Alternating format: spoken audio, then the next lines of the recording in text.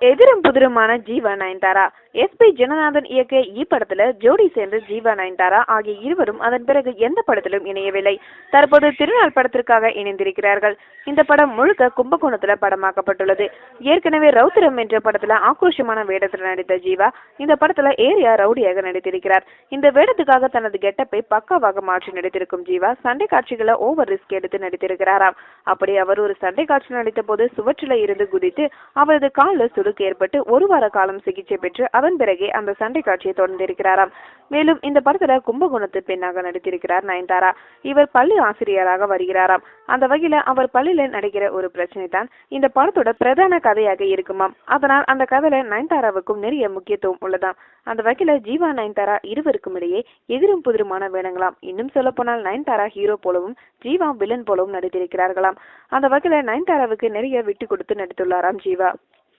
மேலும் சினிமா செய்திகளை தொடர்பு கொள்ள லைக் மற்றும் சப்ஸ்கிரைப் செய்யவும்.